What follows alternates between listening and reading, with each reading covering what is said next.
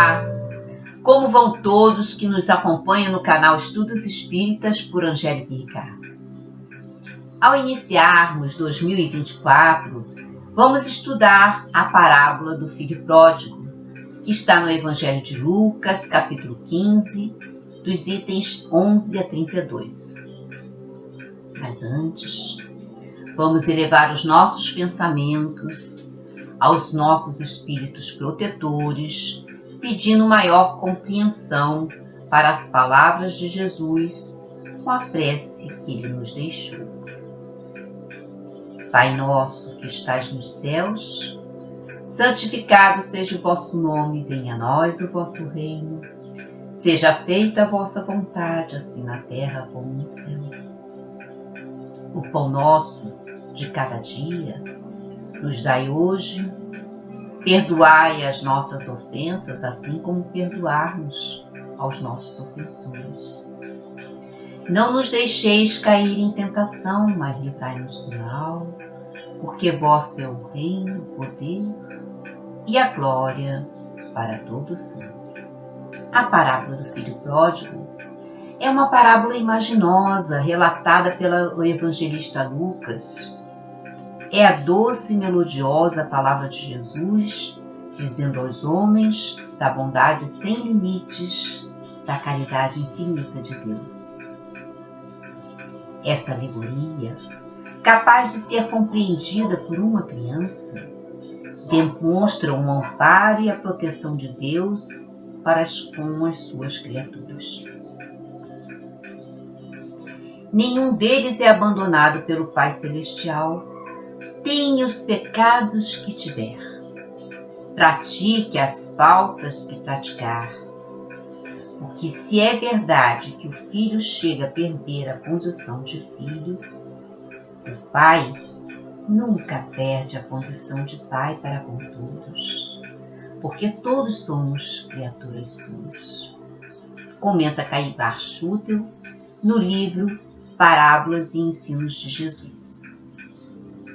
No livro Parábolas que Jesus contou e que vale para sempre, Terezinha Oliveira comenta: segundo a lei mosaica entre os judeus, os bens de um casal dividiam-se por herança entre os filhos, mas não igualmente.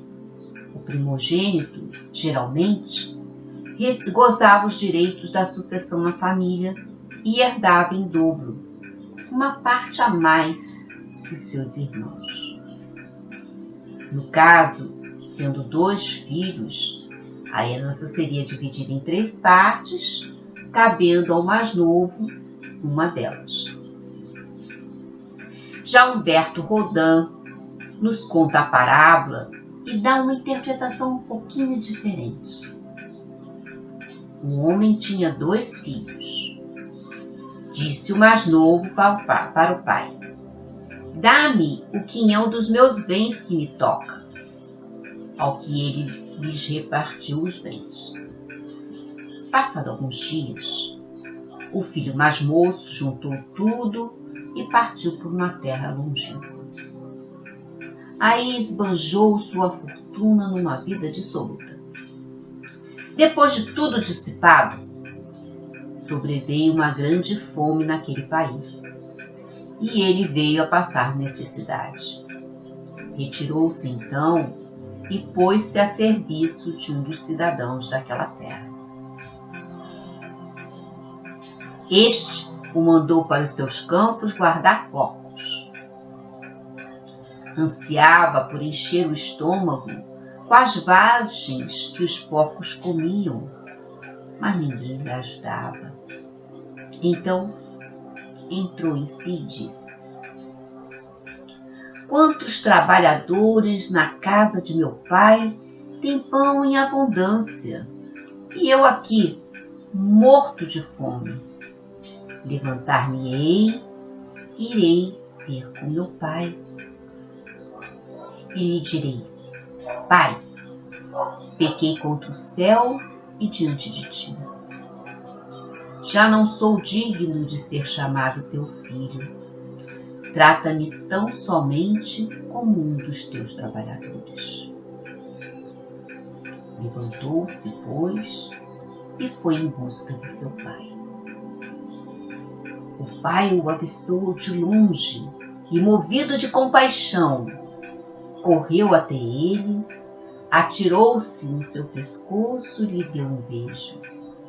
Disse-lhe o filho: Pai, pequei contra o céu e contra ti. Já não sou digno de ser chamado teu filho. O pai, porém, ordenou aos servos: Depressa, trazei-me a melhor vestilha, põe-lhe um anel no dedo e um sapato nos pés. Buscai também um novilho gordo, carnai-o, comamos e celebremos um festim, porque este meu filho estava morto e ressuscitou, andava perdido e foi encontrado. E começaram a celebrar um festim. Inclemente, estava o filho mais velho no campo, e quando voltou, se aproximou da casa, ouviu a música e danças, chamou um criado e perguntou-lhe o que era aquilo. Respondeu-lhe ele: Chegou teu irmão, e teu pai mandou carnear um novilho gordo, porque o recebeu são e salvo. Indignou-se e não quis entrar. Saiu então o pai, tentando convencê-lo. Ele, porém, respondeu ao pai: Há tantos anos te sirvo e nunca transgredi um mandamento teu. Nunca me destes um cabrito para festejar com os meus amigos. Mas logo que chegou esse teu filho, que dissipou os teus bens com meretrizes, e mandaste carnear um novilho gordo. Meu filho, tornou-lhe o pai, tu estás sempre comigo, tudo que é meu é teu. Mas não podíamos deixar de celebrar um festim e alegrar-nos, porque este teu irmão estava morto e reviveu, andava perdido e foi encontrado. Achamos interessante nesse livro, pois Rodin fez um acréscimo do enfoque da evolução do homem através dos erros humanos para a verdade divina. No texto original de Lucas, o único evangelista que refere o fato e que escreveu diretamente na língua grega, iremos ler o seguinte: O pai tinha 2 filhos. Disse-lhe o mais novo: Pai, concede-me a parte da natureza que me convém. Que é que o filho mais novo, talvez 15 anos, pede ao pai? O jovem reclama o direito de sua juventude, investe na sua liberdade pessoal de jovem independente, faz valer o direito de não mais ser criança dependente, mas adolescente autônomo. Pede um modo de vida conveniente à sua natureza de jovem. O pai reconhece em silêncio essa conveniência, não protesta, não dissuade o jovem com nenhuma palavra. Reconhece que ele deve iniciar a vida na sua adolescência. Em silêncio, o pai dividiu entre eles a vida, bios, como está escrito no Evangelho. A palavra bios quer dizer vida, onde a Vulgata latina repete a mesma palavra como substância.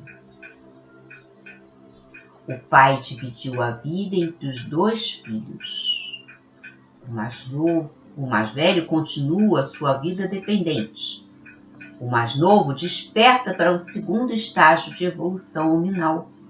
Deixa de ser criança inexperiente e passa a ser jovem experiente na sua ego-personalidade. ao passo que o irmão continua estagnado no plano infraegos e inexperiente. Não comeu ainda do fruto da árvore do conhecimento, do bem e do mal, como diria Moisés. Com o despertar da personalidade, entra o jovem na fase da liberdade. O livre-arbítrio recém-despertado manifesta-se primeiro de forma negativa, porquanto o ego humano é essencialmente centrífugo, separatista, dispersivo, anticósmico. E durante muito tempo continua a viver exclusivamente de uma forma egoísta, numa vida dissoluta, como invariavelmente é a vida 100% ego-consciência e 0% eu-consciência. E como toda culpa livremente cometida gera sofrimentos, necessariamente subsequentes, no ponto culminante das maldades, aparecem os males. O jovem começa a sofrer as inevitáveis consequências de suas culpas. Sofre, sofre, sofre. Mas o sofrimento não o levou logo de início à redenção. O jovem sofredor, culpado, procura libertar-se dos males sem se redimir da maldade. Associa-se a um pecador inveterado na maldade e dele espera a libertação dos males. O jovem sofredor, no auge de sua miséria, apela para um rico fazendeiro, morador daquela região. Pede-lhe serviço para poder sobreviver. Sem tardança, o velho pecador se prontifica a ajudar o jovem pecador, mandando guardar uma manada de porcos na sua fazenda. Dá serviço ao jovem sofredor, mas não dá alimento. É assim que todo egoísta trata outro egoísta. O jovem acabou pastor de porcos imundos, e quando ouvia o ruidoso crepitar das vagens de alfarroba entre os dentes dos suínos, quando ele via como os animais, depois de encherem a barriga, deitavam-se gostosamente no chiqueiro e dormiam tranquilamente, enquanto o jovem, de estômago vazio, sentia o desejo de ser um animal para poder ser estupidamente feliz, como eles. Então despertou algo misterioso dentro de si. Desejava encher sua barriga, não saciar-se, porque era impossível racional, mas pelo menos encher a barriga. E aí, como aqueles porcos, já que outra coisa não lhe era possível. Mas diz o texto, ninguém lhe dava essa satisfação animalesca. Alimentos materiais não saciam a fome espiritual. Ali entre os animais ele se sentiu o mais infeliz. E foi então que o máximo do sofrimento levou ao início da redenção. Ele entrou em si, diz o texto. Saiu das periferias do ego pecador e sofredor, entrou no centro do seu eu redentor e se autocompreendeu. Quem sou eu? Eu sou o filho daquele pai bondoso. Não sou o que pareço externamente. Sou e sempre serei o que sou internamente. Pareço ser escravo de um tirano egoísta que me reduziu a pastor de porcos. Mas eu sou filho livre de alguém que continua a ser meu Pai. O texto inspirado do Evangelho só conhece a palavra converteu-se, transmentalizou-se, ultrapassou a velha mentalidade do ego e entrou na nova consciência do eu. Para celebrar esse grande acontecimento, a autocompreensão e a autorrealização de um homem, o Evangelho recorre a tudo que possa simbolizar suprema alegria e felicidade. Abraços, beijos, anel precioso, deslumbrante vestuário, laudo festim, músicas, bailados. Quando se estava celebrando a grande harmonia, aparece a aguda dissonância. O filho mais velho, que estagnara na sua evolução e continuara a marcar passo na inexperiência, revelou-se incapaz de compreender a linha de ascensão evolutiva de seu irmão e culminou em suprema verticalidade. Nem aceita a palavra teu irmão, mas a substitui por teu filho.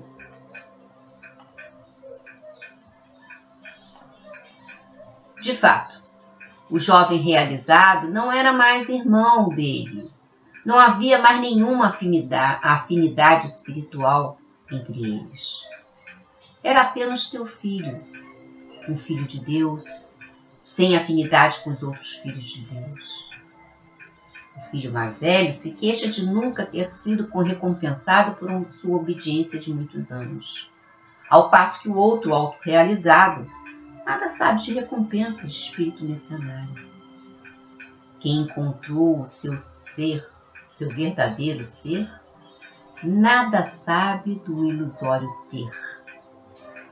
Quem realizou o seu ser só conhece amor e nada sabe de recompensa. O filho mais velho representa um ser humano que, longe de atingir as alturas da individualidade do eu divino, nem sequer despertara para a personalidade de seu ego humano. No livro Parábolas Terapêuticas, volume 1, Alírio Cerqueira comenta no texto: ao que o pai lhe respondeu: tu estás sempre comigo, e todas as minhas coisas são tuas. Aqui Jesus deixa claro que o pai sentia-se junto ao filho, ao contrário do que se pensava, e que todos os recursos do universo encontram-se sempre à nossa disposição para evoluirmos, mesmo quando não sentimos isso. Jesus coloca nesse versículo uma questão muito profunda. Existe algum filho que não está com Deus? Do ponto divino, não. Todos os filhos estão com Deus, sejam bons, sejam maus, sejam ingratos, sejam perdulários, sejam aparentemente dedicados. Todos estão com Deus. Mas isso significa que todos estão em comunhão com Ele? Não. Deus nunca se afasta de nós, mas nós podemos nos afastar dele. A condição para estar em comunhão com Deus é estar em casa. Deus sempre nos ama e por isso está conosco, independentemente de estarmos com Ele. Mas pelo fato do filho estar perto de casa, não quer dizer não querer entrar, isto é, não querer entrar em comunhão por vontade própria, acreditando que ele está certo e o pai errado. O seu processo de despertamento acontecerá muito mais tarde e demorará muito mais do que o seu irmão mais novo, pois ele deve se perceber primeiro sem as máscaras. Por isso, o processo torna-se mais demorado em relação ao seu irmão mais novo, pois o exercício de desamor traz consequências imediatas, gerando sofrimento e o desejo de se libertar dele, enquanto que a prática do pseudo-amor, porque se parece com o amor, ainda por ser muito aplaudido pelos que cultivam o parecer em detrimento do ser, demora mais tempo para ser percebido como equívoco. E todas as minhas coisas são tuas. Essa realidade é a realidade do universo. Deus é a grande luz, energia de amor, que criou todo o universo para as suas criaturas.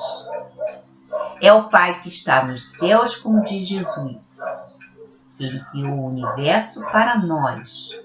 Tudo que existe no universo é nosso. De acordo com o que ensina a mentora Joana de Ângeles, somos herdeiros do universo. Mas já era justo alegrarmos, porque este teu irmão estava morto e reviveu. Tinha se perdido e achou-se. Aqui Jesus refere-se à justiça divina, sempre presente para todos os filhos de Deus.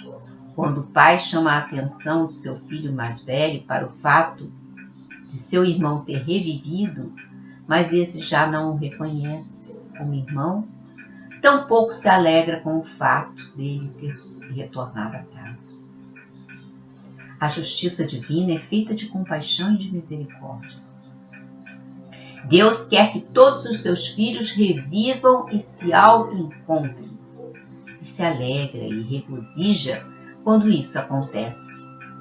Mas aqueles que vivem cultivando máscaras não veem nisso apenas privilégio com aqueles que, em sua visão, não merecem consideração. Fundamental que nós tomemos consciência das nossas máscaras que costumamos usar para nos libertarmos delas. E possamos entrar em casa, vivermos em comunhão com Deus, como um filho direto que tem interesses comuns com o Pai e se alegra e regozija com suas ações. Resumindo a parábola, percebemos que ela representa a trajetória de todos nós. Os símbolos da parábola representam a humanidade. Temos em nós uma porção do filho mais novo na primeira fase, do filho gozador que desperdiça os bens paternos e depois entra em carência. Temos uma porção do filho mais novo na segunda fase, o filho arrependido em busca de redenção. E temos uma porção do filho mais velho, que é o servo que aparenta ser um filho dedicado. Segundo Rafael Papa, no livro Parábolas de Jesus à Luz da Doutrina Espírita, os ensinamentos de Jesus revelam que não temos o direito de julgar os pecadores e impor nossos pontos de vista terrenos sobre os erros de terceiros. E sim, enquanto cristãos, sermos base de apoio do Cristo para qualquer criatura que deseja romper com seus erros do pretérito e reparar suas ações. Podemos assim definir essa parábola com uma frase: podemos recomeçar sempre. Agora, vamos vibrar pelo recomeço do ano, que chegue com energias renovadas, na esperança de sermos mais fraternos, menos preconceituosos para com os nossos irmãos. Vamos vibrar por um planeta com mais harmonia e amor. Vamos vibrar para os hospitais, presídios, abrigos. Vamos vibrar pelos países, pelas comunidades religiosas, pelas casas espíritas, pela nossa casa espírita. Vamos vibrar pelos nossos parentes, amigos e por aqueles que têm algo contra nós. Vamos pedir licença para vibrarmos por nós mesmos e deixar uma vibração para onde ela se faça mais necessária.